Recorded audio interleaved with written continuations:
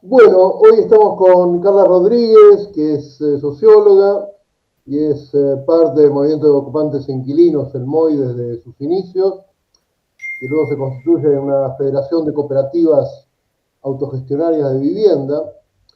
Forma parte del grupo coordinador de la Escuela Latinoamericana de Hábitat Popular, de la CELVIP, que es la Secretaría Latinoamericana de la Vivienda y el Hábitat Popular. Y en la Universidad de Buenos Aires es profesora titular de la carrera de Sociología e investigadora independiente del CONICET y el Instituto Gino Germani de la UBA. Y bueno, trabaja en docencia, en grado y posgrado, investigación y extensión en el campo de los estudios urbanos. Y ha sido asesora y consultora de diversas instituciones y organismos nacionales e internacionales, la CEPAL, el PNUD, la HIC, el Consejo Económico y Social de la CABA, la CTA en la Argentina, en temas de hábitat, producción autogestionaria, desarrollo social y gestión de riesgo. Sí, la verdad que es un gusto tenerte y aparte tenés una experiencia que es súper interesante para nuestros diplomantes, ¿no? Y bueno, queremos primero empezar por el principio, cómo es que te acercás a la cuestión del hábitat y la autogestión este, aquí metida en el MOI. Bueno, muchas gracias, muchas gracias por la invitación, Omar y Eugenia. La verdad que es un gusto estar compartiendo y ojalá les pueda apoyar que esta iniciativa de ustedes es tan valiosa en este momento y siempre, pero en este momento dos veces. Eh, Mira, yo me acerco a los temas del hábitat popular cuando era una estudiante avanzada de sociología. Yo militaba con el centro de estudiantes, con una agrupación que era la Roberto Carri, que nosotros teníamos la preocupación de que las horas de investigación y los seminarios vincularan la formación teórica con problemáticas concretas, ¿no? Queríamos la teoría, pero queríamos acercarnos a pensar problemas del momento. Y problemas del momento allá en el año 89 eran en gran medida el desarrollo de las tomas de tierra. Y allá en la gobernación, en provincia de Buenos Aires, la respuesta que se estaba construyendo desde municipios como Moreno, Florencio Varela, bueno, ustedes saben mejor que yo, había coordinadoras de asentamientos, etcétera. Entonces, un poco discutimos con autoridades de las carreras y organizamos un primer asentamiento, un primer seminario que tenía sus horas de práctica en Florencio Varela, ¿no? En esas iniciativas de regularización que se estaban construyendo.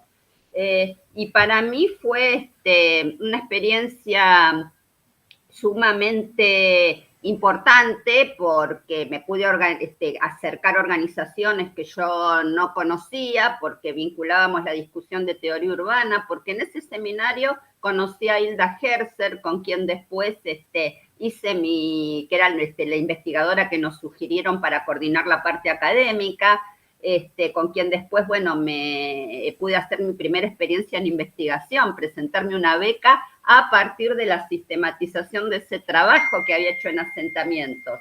Y una cosa llevó a la otra, y cuando empiezo mis pasos armando el proyecto de investigación, ahí tomé conocimiento, supe que así como había tomas de tierra, había procesos de casas ocupadas en la ciudad. Y entonces mi primer proyecto de investigación fue a ver qué estaba pasando en el Padelay. Y en el Padelay una cosa que estaba pasando es que además de intervenir equipos técnicos, de conocer al padre Pichi y a las ONG, se estaba formando el movimiento de ocupantes. Y estaba la cátedra de universidad, donde estaba Néstor Heifetz, bueno, todo ese entramado. Y para mí, bueno, fue también encontrar un mundo que era muy conmovedor, porque en términos personales, si bien yo sufrí de niña la desgracia de que mis padres durante la dictadura perdieran un departamento por la 1050. porque estaban endeudados y las cuotas no se podían pagar, ¿no? Y si bien no fuimos a parar a la calle, el malestar, las esperanzas perdidas de no haber accedido a la propiedad, la incertidumbre del alquiler, eso era un poco el cultivo de mi infancia, lo que significó. Entonces, sin duda, traía de ahí, de generaciones anteriores, la inquietud de mis abuelos que fueron migrantes exiliados económicos forzosos de España, del norte de Italia, ¿no? Hay una cosa ancestral de la penuria de la vivienda. Y conocí a toda esta gente que estaba ahí organizándose en cooperativa, que a mí me parecía tan innovador ver a los estudiantes de arquitectura con las familias que estaban discutiendo los anteproyectos, cómo eso se podía transformar, y todos los compañeros, los de base, los de la universidad, del padre, fueron muy generosos conmigo, porque yo era una estudiante que iba a tomar nota, y ellos me dejaron no solo participar de sus discusiones internas, sino que me llevaban a todas las gestiones que hacían, como la mesa de inquilinos que estaban haciendo por aquel entonces con Freddy Garay, que era el subsecretario de gestión. Entonces fue una experiencia brutal y yo me sentí en la obligación de la reciprocidad. Bueno, ¿qué más puedo hacer además de sacar conocimiento de acá? Y ahí empecé a militar. Así fue. Ay, no te escucho, Marc. No, ahí me habilité. Hay una cuestión que es interesante en esta trayectoria, es cómo articular, ¿no? el trabajo de investigación con la militancia, este, y muy en particular esta, esta situación tan, que a mí me fascina del MOI, que se juntan profesionales, academia y vecinos, ¿no? Vecinos y vecinas, y construyen juntos, y es algo muy innovador lo que ustedes han hecho, ¿no? En ese sentido. Y creo que es muy difícil. Y nada, te pregunto un poco sobre esa experiencia, ¿no? Que es una construcción ardua y de tiempo, entiendo. Sí, sabes que para algo que a mí me atrajo, me resultó significativo, importante en esos primeros años, bueno, varios de los compañeros venían de experiencias previas, de experiencias de los 60 y 70 en las universidades, en La Plata, en el Taller Total de Córdoba, los que venían de arquitectura, con Marcos Vinograd, y entonces ellos nos supieron transmitir con la complejidad que tiene, pero aquello que era una definición política, ¿no? De obreros o trabajadores unidos con los estudiantes. Y entonces, bueno, en los 90 la clase trabajadora había que reconocerla tal cual era, que además de ser los obreros de overol, con el cambio de estructura y de ciclo, eran también los trabajadores precarizados, los migrantes recientes, algo que si uno explora en su propia biografía, insisto, no es tan ajeno. Entonces es un poco también tener memoria como sociedad y después esa definición que era una definición política. Y en los 90, comienzos de los 90, había mucha discusión porque también hubo en América Latina un ONGismo influenciado por las políticas estadounidenses que un poco iban en el sentido contrario, ¿no? Te doy financiamiento, te tecnificás, pero ese rol es distinto, pero es aparte, esta orientación de dejar las cosas separadas, ¿no? Y nosotros queríamos no igualarlas ficticiamente, porque no es lo mismo haber pasado por la universidad que no haber pasado, son diferencias que existen. Tener acceso concreto o tener una formación que no, o venir o tener un trabajo formal que no, o una diferencia de ingreso. Más vale que las trayectorias son diferentes, pero el desafío era reconocer esas diferencias y construir una situación de compañerismo en política, ¿no? En el modelo de sociedad, de ciudad, de hábitat que estamos juntos trabajando y construyendo. Y sí, culturalmente es un quilombo. Yo no, a vos te gusta la cumbia, a mí me gustan los redondos, yo uso palabras difíciles, vos pensás en quechua, bueno, pero eso vale la pena, ¿no? y es lo que nos hace construir ciudades y territorios democráticos, decíamos. Y yo creo que es estratégico y tiene vigencia. Omar, yo te muteo cada vez que Omar... Sí, me muteo para que no haya eco, ¿viste? No, pero me da justo el pie para avanzar en esta construcción. Si nos podés contar un poco de la experiencia concreta de la construcción autogestionaria, ¿no? De estas cooperativas, que son toda una experiencia que creo que es interesante que se conozca. Oh, sí, gracias. Sí, nosotros en aquel entonces tuvimos ocasión viste que uno se recupera historias y se inspira en experiencias concretas que a su vez son recreadas, no se calcan tampoco. Pero nosotros, además de esta historia de traer la universidad, del diseño participativo, la definición de trabajar juntos, en los 90, gracias al padre Pichi, conocimos el movimiento cooperativo uruguayo, la FUCBAN, Federación Uruguaya de Cooperativas de Vivienda por Ayuda Mutua. Y fue una gran inspiración por distintos elementos.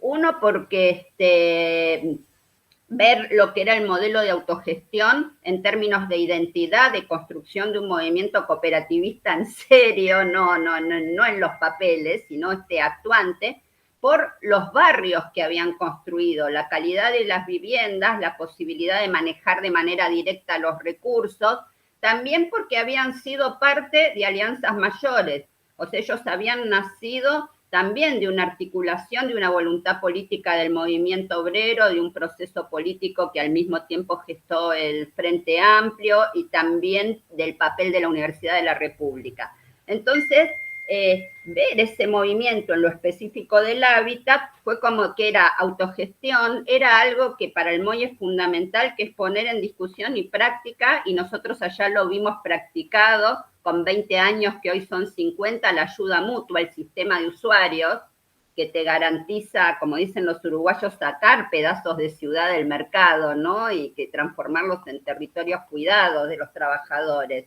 Y la racionalización de la ayuda mutua, porque también la ayuda mutua es el trabajo voluntario que existe en nuestro pueblo, que lo reconocemos en todos los procesos de autoconstrucción del continente, pero potenciado, racionalizado por un esquema de planificación popular y articulado con el recurso del Estado, ¿no? Que permite desplegar la autogestión.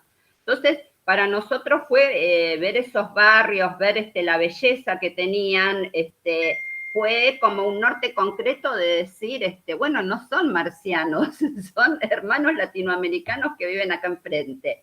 Y un poco nos trajimos y pusimos en discusión, ¿no? Con las enormes dificultades que tenían. Entonces, para nosotros la cooperativa es un proceso, siempre, después fuimos aprendiendo y racionalizando, pero siempre hay una etapa formativa, porque el hecho cooperativo, por grande que sea la necesidad, igual es una decisión. Lo primero que recuperamos con los compañeros que están más embromados económicamente es el hecho de poder tener ese gesto de decir yo quiero ir por acá para resolver mi necesidad. Porque si no, no hay cooperativismo. La cooperativa es un hecho voluntario, no es un hecho coactivo. Si es un hecho coactivo, después tiene patas cortas. Entonces, nosotros en las casas ocupadas pasábamos muchas horas, ¿no? Aprendiendo juntos a cómo hacer funcionar esas asambleas para que, no hasta el último detalle, pero sí las decisiones importantes sean tomadas y discutidas en conjunto. Qué sé yo, en Cooperativa La Unión en los 90 eran 24 familias, gran parte de ellos cartoneros, trabajadores informales, logramos encarrilar una gestión ante lo que en ese momento era el AVE para poder adquirir el inmueble. Ahora el ONAVE lo que nos decía era que lo iba a vender a 15 años, que lo iba a vender a un precio muy razonable. Las familias, con toda la pobreza que tenían, se habían juntado $15.000 en 2 años. O sea, le metieron la tapa a la ONAVE porque, a través de ese proceso de formación, porque tenían el 10% del valor del inmueble para firmar el boleto. de sus ahorros, que más que ahorro era el sacrificio, ¿no? Estos trabajadores, algunos eran estibadores, cuando se estaba privatizando el puerto. Bueno, pero el ONAVE ponía una condición que era que si en 2 años no empezaba la obra, la operación se podía retrotraer. Bueno, esa fue una decisión de asamblea, correr semejante riesgo.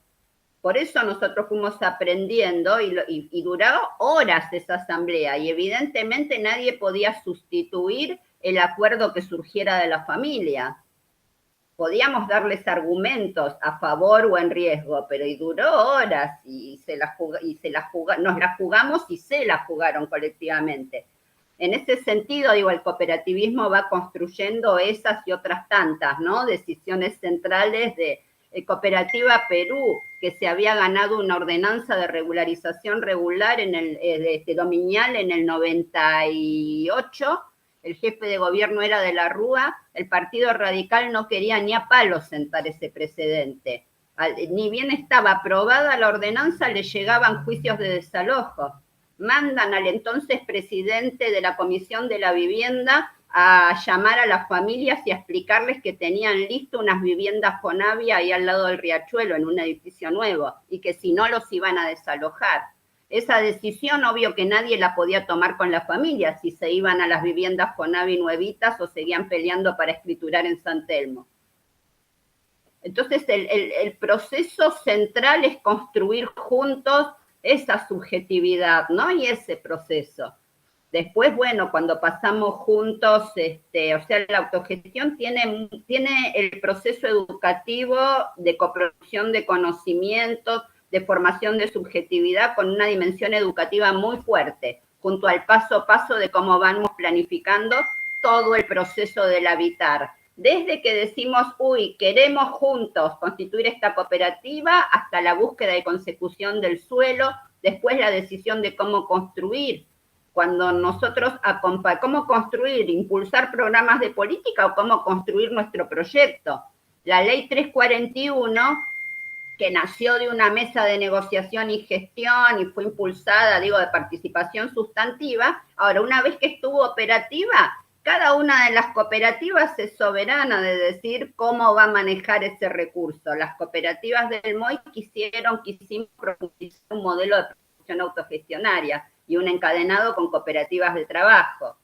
La crisis del 2001 nos hizo entrar en contacto con el movimiento de bachilleratos populares. Quisimos desarrollar secundarias no expulsoras. Un poco es así organicista el proceso, ¿no? De ir trabajando a través de darle cuerpo a la autogestión y creando instancias colectivas de planificación donde nos reunimos, bueno, y vamos buscando las diversas capacidades, ¿no? Y siempre interpelando el Estado, tratando de hacer gestión para conseguir el recurso público, porque no hay nosotros decimos, autoconstrucción es la capacidad de todo nuestro pueblo que logra hacer barrios y ciudades a pesar del modelo de saqueo, del modelo extractivista, del modelo colonial y de la pobreza a la que somos sometidos. Ahora, la autogestión exige y plantea que el Estado redistribuya recursos, para entonces construir y materializar, en este caso el hábitat, en otras condiciones, ¿no? Y poder materializar en el MOI, decimos, el derecho a la belleza.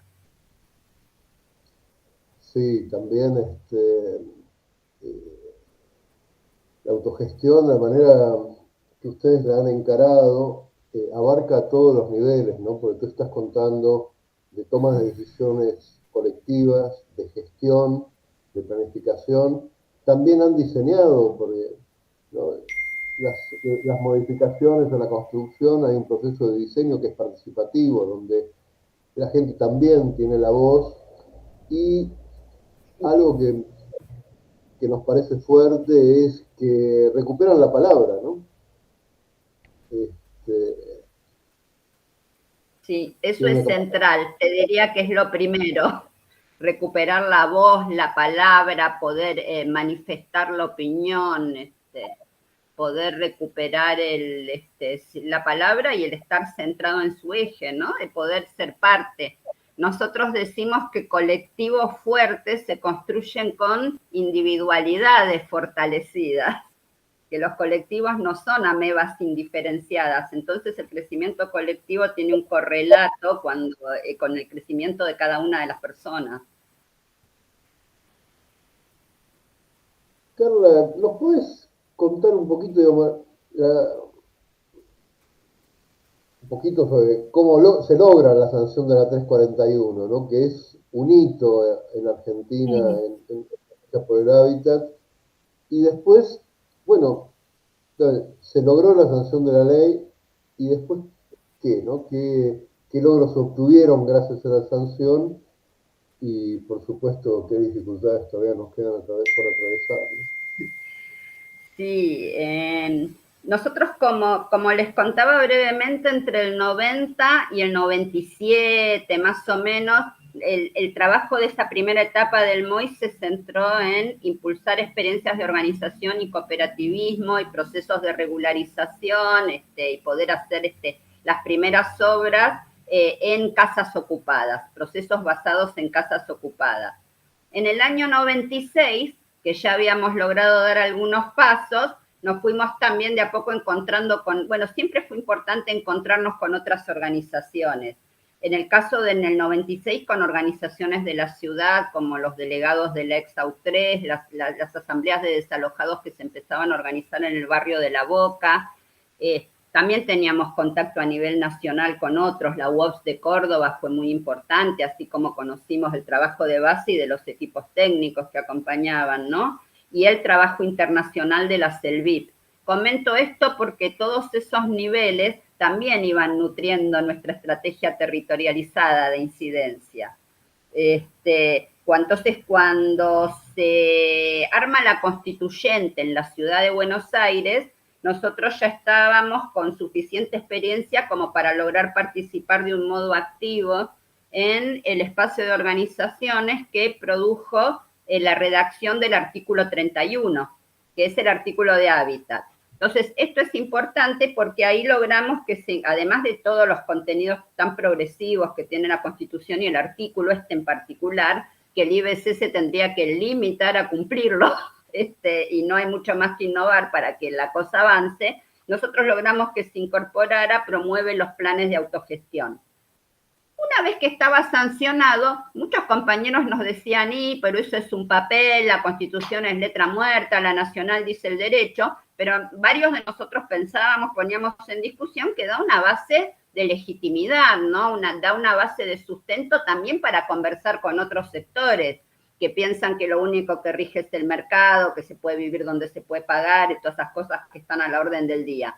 Entonces, sobre esa base, más las experiencias puntuales como La Unión, como Perú, como Yatá y otras que salieron bien, nosotros ya con el conocimiento, con las otras organizaciones de la ciudad, en La Boca empezaba el despelote porque empezaba el peligro de gentrificación, había muchos desalojos, los del AU3 también querían ver cómo iban a resolver su situación y otros, nos fuimos sobre la nueva legislatura de la ciudad, que es Cova Nueva, Barre Bien, entre el 96 y el 2000 fue toda una etapa de de habilitación de muchos procesos de participación. Ahora, nosotros fuimos muy incisivos porque queríamos participar en serio, ¿no? Y se abrió una mesa de trabajo que duró prácticamente 1 año y medio, con la Comisión de Vivienda de la legislatura, ahí estaba Eduardo Josami, también tenía una presidencia que era de nueva dirigencia y que sin embargo tenían un funcionamiento que la verdad que ahora parece tremendamente progresivo, a pesar de que era una fuerza de centro derecha, en el sentido de buscar que el mecanismo funcionara. No se puede creer, ¿no? Cómo han cambiado las cosas. Lo cierto es que esa mesa funcionó muy bien y también se hacía participar a los organismos del Ejecutivo, no solo a la CMB, Hacienda, se iba llamando a todos los que tenían que opinar y se fue discutiendo, negociando y dando contenido. También se llevó a los diputados de la ciudad a Montevideo, conocieron las cooperativas en vivo, los de todos los signos políticos. Por eso digo que fue bien particular el proceso. pero de ese proceso salió el contenido de la ley 341 por negociación y acuerdo, y tenía algunos componentes, digo, nosotros decimos que es la primer ley de autogestión porque tuvo unos componentes inéditos en la política argentina. Por ejemplo, que en el mismo crédito blando lo maneje de manera directa la organización, no mediado por el municipio ni por Montoto, sí con control, porque te dicen, uy, las organizaciones son un descontrol. No, la organización es auditada, se le entrega la plata contra prestación, sea el avance de obra o sea la concreción de una compra. No es que maneja la plata discrecionalmente. Pero además de eso, permitía comprar, permitía resolver el suelo en el mismo instrumento y además estaba ausente de enlatados. O sea, una organización grande podía presentar con su equipo técnico un proyecto más grande, una organización pequeña un proyecto más pequeño, obra nueva, reciclaje, mejoramiento, lo que cada quien estimara. Y por otro lado, otro hecho innovador y que los profesionales agradecemos mucho, aunque nunca funcionó espléndido, es que una parte se dedica de manera explícita y se reconoce a la asistencia técnica profesional interdisciplinaria. Entonces, esas características de la 341, esas tres, la hicieron sumamente positiva. De todos modos, hay que decir que en el año 2000, pese a que estuvimos un año y medio negociando y poniéndonos de acuerdo los actores, la ley no salía. Hubo que hacer una movilización de más de 2.000 compañeros y con gente de los hoteles, y hubo que hacer cachengue porque si no, también había manos oscuras que no querían que esto progresara. Y el primer año que salió aprobada, en el año 2000, la aprobaron sin presupuesto. Así que todavía hubo que tener la voluntad de estar un año entero movilizando para que a comienzos del 2001 sí tuviera presupuesto. Y esa habilitación presupuestaria fue extraordinaria, porque ni bien se abrió en ese contexto que ya se venía el quilombo del 2001, con perdón de la palabra, permitió que muchas organizaciones se compraran los primeros 40 o 50 terrenos, ¿no? En una situación donde el mercado iba a pique. Entonces, en vez de acumular los poderosos, hubo realmente una acción pública de captación de suelo para una política de interés social concreta, que eso es importante de destacar.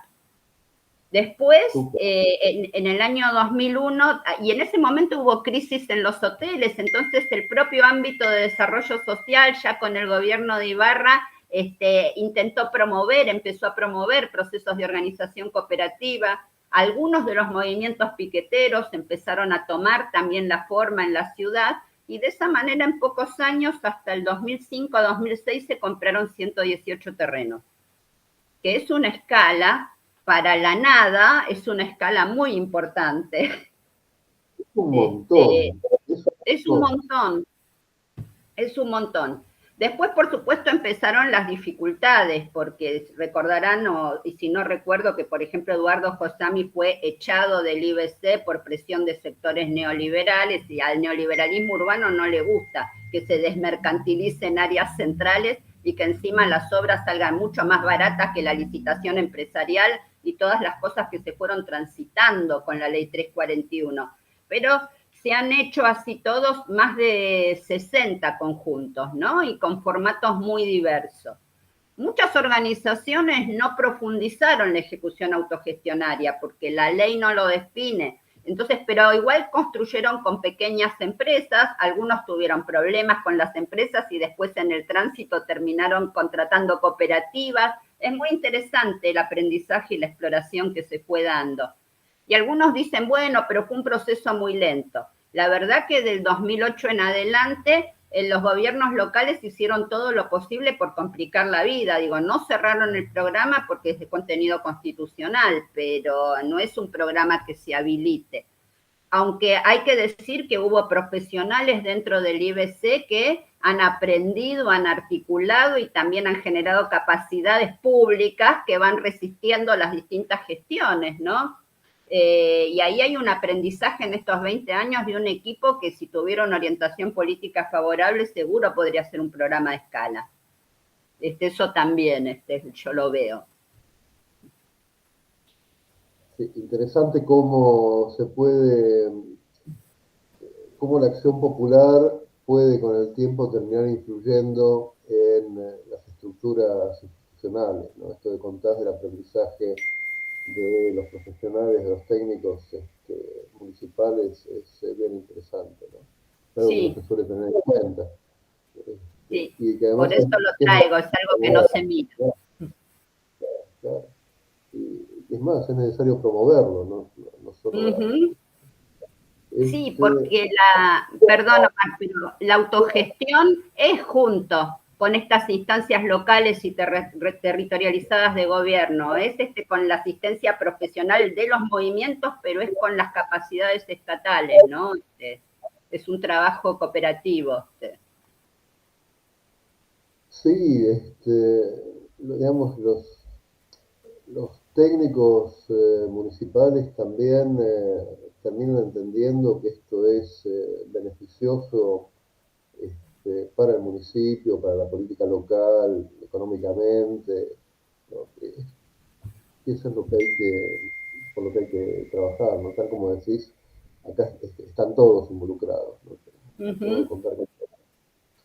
Eh, eh, eh, ¿Qué pasa ahora con el proyecto de ley de producción social autogestionaria del hábitat? Hicimos tanto.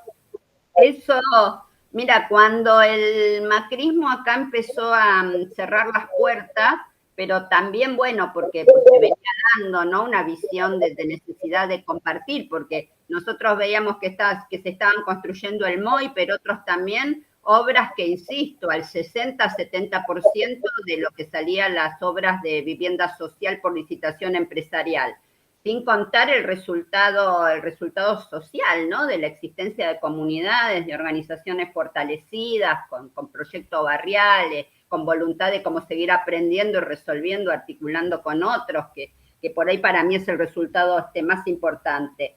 Entonces, hacia el año 2016, bueno, nosotros, el MOI en particular, un poco antes, 2010-2011, empezó a impulsar experiencias piloto en algunas otras ciudades, como en Rosario, en Santa Fe, intentamos en Córdoba no pudimos prosperar nosotros, un tiempo en San Martín de los Andes, en Ushuaia, pero también a conversar con otras organizaciones y movimientos.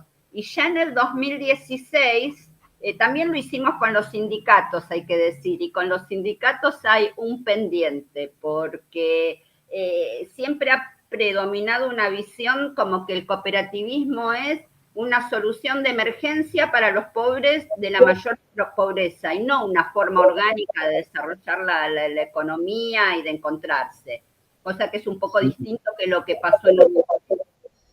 y las cooperativas de construcción son vistas como competencia y no como más trabajadores que se suman al gremio de la construcción, ¿no?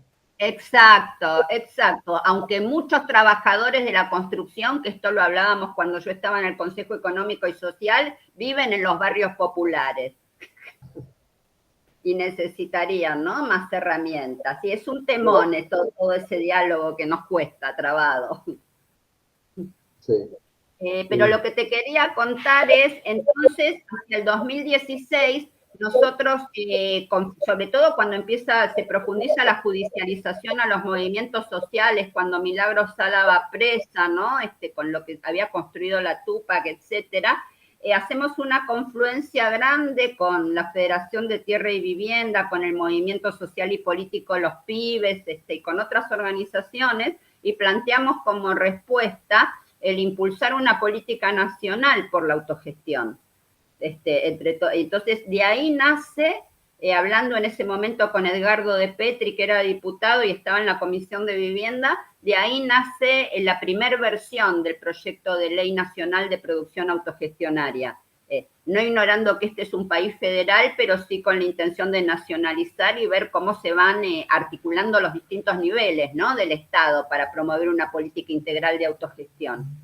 Y bueno, desde ahí que venimos remando dulce de leche, en marzo de este año, por negros que sean los nubarrones, con la diputada Mónica Machap ingresamos por cuarta vez el proyecto, lo mantenemos vivo y es una herramienta, es para que algún día tengamos esa ley, pero para discutir con todos los actores y sectores que sea una línea de la política habitacional el desarrollo de la autogestión. Sí, es vital que la ley se presente y que se mantenga el debate abierto, ¿no? Porque aparte es un debate que va creciendo. Cuando este debate comenzó, poca gente entendía de qué se hablaba cuando se hablaba de autogestión del hábitat, ¿no? Y ahora es algo que ya está instalado. Es cierto. A mí una pregunta que se me ocurre, porque nos has contado cómo este trabajo colectivo, este aprendizaje a través de los años ha tenido impactos en las organizaciones, en la materialización, ¿no? De cooperativas que han construido, qué sé yo. Y me pregunto, ¿qué cambios, qué impactos pensás que ha tenido estos trabajos donde la academia se funde con la construcción colectiva popular en la academia, ¿no? Porque cuando tú empezaste con estos trabajos había muy poca investigación en torno a estos temas, ¿no? Y hoy parecería que hay más y más diversa, pero no sé. Sí, yo creo que es como vos decís, no solo de parte nuestra, sino que pienso que hay bueno, varios espacios en la Argentina que venimos impulsando, pero todo lo que es en el campo del hábitat, hay más espacio en las líneas de investigación. ¿Qué sé yo? Por ejemplo, nosotros, mi lugar natural ha sido el área de estudios urbanos del Instituto Gino Germani, y bueno, dentro de sus líneas hemos visto formarse, ¿no? Ya 3, 4 generaciones de investigadores que se dedican no solo a la autogestión, pero también y a estos procesos en general de producción social del hábitat, o hemos podido incluir contenidos en las materias de grado y los seminarios de posgrado, ¿no? Y después, bueno, los investigadores que ya se van formando, algunos de los que nacieron de nuestro equipo también han colaborado, contribuido en universidades del conurbano, como la Ceci Zapata, ¿no? Y creo que hay todo un grupo de nosotros, como ustedes, que vamos como irradiando y se va haciendo un campo más extenso, es cierto.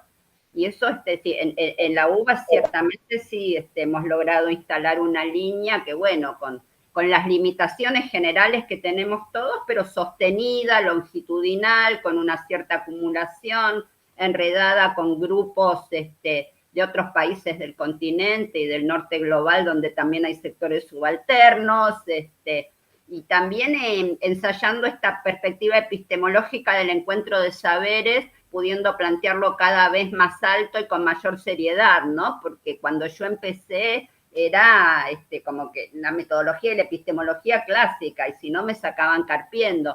Ahora la Comisión de Hábitat del CONICET también es interdisciplinaria, se comprenden mejor la diversidad de perfiles, es una disputa también. Minoritaria, porque sigue siendo minoritario, con pocos recursos, y en este momento ya sabemos que somos todos atacados, pero respecto de fines de los 80 sí he visto en esta década de continuidad institucional un desarrollo orgánico, sí. A mí me fascina siempre cómo los encadenamientos que hay, ¿no? Tú contabas que cuando comienzas estaban esas experiencias previas de Florencio Varela, de arquitectura, qué sé yo, y cómo la red va creciendo y aparecen los uruguayos y los contactos, y hay como una continuidad en el tiempo y en el espacio, ¿no? de esta red que bueno, últimamente por suerte va creciendo y se va retroalimentando, ¿no? Me parece que es súper rica esta experiencia que tú cuentas, ¿no? De la importancia que tiene tanto estar entramado con Selvip, estaba en la HIC, y acá con colectivos, cooperativas, sindicatos, bueno, seguimos tratando, academia, ¿no? Claro, y bueno, y seguir viendo qué surge. Euge, que te veo muy callado. Sí, yo quería decir algo nomás. Quería primero agradecerte porque, bueno, contaste cosas que no sabía, o sea, que tenía como una idea de por dónde venían las ideas, pero me encanta lo que contaste. Refuerzo la idea de que el ámbito de la formación y del intercambio de saberes de distintos ámbitos es clave, que el territorio es clave para eso, ¿no? Que encontrarse en el territorio me parece que es re importante. Y después algo que que vengo pensando hace rato, porque, no sé, hablando con unos amigos de una sociedad de fomento que cumple ahora 70 años, me cuentan que ellos siempre fueron como un pequeño municipio, ¿no? Me cuentan esta gente de San Miguel. Y hablando con organizaciones populares recientes, me dicen también que se sienten de alguna manera a veces como un pequeño municipio. Y yo me quedaba pensando en lo que vos decías porque al mismo tiempo da un poco de miedo eso, de sentirse como un pequeño municipio, porque te da la idea de que tenés cierto poder y que también te pueden llegar a reclamar cosas que vos no tenés. Y bueno, yo estoy pensando últimamente que tenemos que trabajar más. ¿Qué sería eso? ¿Qué sería lo positivo de eso, ¿no? Y trabajarlo para entenderlo y poderlo mejorar. Y bueno, y algo que vos decís de la organización y de la autogestión, creo que es por ese lado, porque creo que es lo que Sí, saben hacer y lo que sabemos acompañar muchas y muchos, es eso. El tema es que ponerle más palabras y ponerle más cabeza a no sé, explicitar de qué se trata, me parece que es muy importante y por eso te escuchaba y que me gustaría si podías decir algo más de esto, de este tema del papel de la autogestión y que es con los organismos del Estado, es con los organismos del Estado, pero que tiene una sí. especificidad y que es clave, porque si no le van de la nariz. Bueno, nada, eso. No, Agradecerte y si claro. podías decir algo más. Sí, cuando nosotros hablamos de la autogestión, así que con esta perspectiva de integralidad, eh, además de esta cosa de aprender a manejar los recursos, que haya transferencia de recursos y que haya redistribución, que es una dimensión económica fuerte, después estos procesos tienen una dimensión política fuerte, que tiene que ver con el territorio y tiene que ver con lo que algunos llaman la perspectiva de la comunalidad. En ese sentido, la autogestión acompaña una forma de interacción con el gobierno, dejémoslo a nivel local para no complicarla más, pero por ejemplo con los gobiernos locales, donde vos necesitas que haya una reciprocidad y una interacción, pero que esa institucionalidad local se vaya transformando también, porque necesitas, por ejemplo, que se desarrollen estos procesos de participación sustantiva y necesitas un trato democrático. Y democratizante, un trato democratizante, y además necesitas reconstruir las herramientas, las resoluciones, las normativas, o sea, la autogestión del lado del Estado manda a desburocratizar los procesos, a simplificarlos.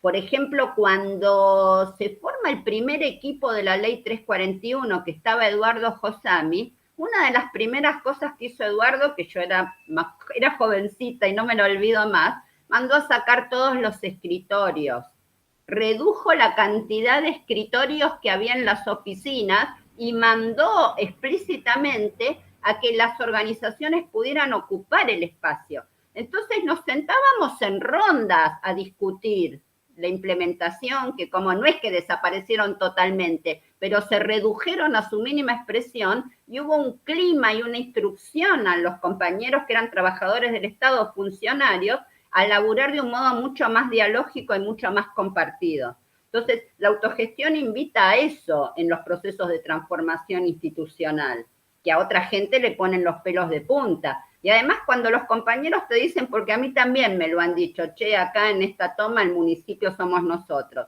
lo que está indicando también es que hay procesos de empoderamiento y que uno quiere una renovación de la democracia, no siempre, no la democracia que siempre los representantes son otros. Los compañeros también tienen que poder estar un tiempo y al mismo tiempo no enamorarse, ¿no? De que, porque también te pasa que pasás del otro lado y ya no querés soltar la silla nunca más. Entonces te invita a discutir y problematizar todas estas cuestiones de cómo ir democratizando toda la vida social. Bueno, en este caso desde un sector concreto y qué nos pasa en la producción del hábitat, ¿no? Pero que el hábitat invita a esta integralidad. Así que autogestión es también el desarrollo potencial del autogobierno, en el sentido de, sí, de más capacidad de agencia y más poder distribuido. Me pregunto si en este sentido del trabajo cooperativo que se hizo en estos procesos de producción social de hábitat, surgieron después otro tipo de organizaciones económicas, qué sé yo, grupos que se dedicaban a la construcción de viviendas, o alguno que armó una panadería, no sé. Si esa organización generó también otro tipo de productos, por decirlo así, colectivos. Sí, mira, en el MOI uno de sus desarrollos más logrados, también ahí necesitas que la política, viste, te vaya acompañando, ¿no? Porque no es lo, viste, con los vaivenes económicos y con las contradicciones que hay entre el régimen monotributista y el desarrollo cooperativo, digo, es todo bien cuesta arriba. Pero, por ejemplo, en el caso nuestro, el educativo de primera infancia, que es una rama de una cooperativa de trabajo, se consolidó, tiene más de 20 años de funcionamiento, ¿no? También hay compañeros que han armado productivos. Tiende a ganarte el emprendedorismo, le llamo yo, ¿no? Cuesta impulsar procesos de más escala, pero porque vas bastante a contramano del entramado. Pero cuando nosotros preguntamos así, bueno, cooperativa de trabajo sí, tanto en Buenos Aires como en Santa Fe, la cooperativa de trabajo de la construcción también realiza obras privadas, ¿no? Poniendo el énfasis en la 341 o en el proceso original, pero también tiene capacidad y eso le ha servido para seguir viva también en momentos de malas. Podría desarrollarse mucho más esa integralidad, pero yo creo que ahí te tiene que acompañar el contexto político en general, las articulaciones con las universidades, que dentro del mundo de la economía popular se le dé más pelota a la autogestión, ¿viste? Se le ponga más. Sí, porque vas en contra de todo, ¿no? Cuando querés hacer un emprendimiento autogestivo tenés toda la normativa en contra, ¿no? Sí, todos los frentes, el Estado, el mercado, la cultura, que trabajas todo.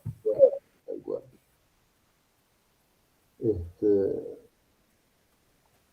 Yo que te iba a pedir, Carla, si querés enviarnos algún material para compartir, incluso puede ser algún video que tenga que ver con las cooperativas, bueno, todo lo que quieras compartir porque lo vamos a pasar a los estudiantes. Sí, Dale, después de... hoy les mando. Bárbaro. Sí, me parece, otra vez te agradecemos mucho, nos parece, sí, creo que es necesario difundir las luchas, las experiencias y remarcar esto de que hay una red, que hay una continuidad, que todos aprendemos de, y bueno, estos ejemplos se aprenden mucho también, ¿no? Sí, tal cual, Omar, es así, visibilizar que existe esa red y existe una historia, ¿viste? Que es que nos tienden a separar. Tal cual. Bueno, muchísimas gracias, Carla. No, a ustedes. Bueno, busco algunas cosas y les mando. Dale, buenísimo. Muchas gracias. Estamos al habla.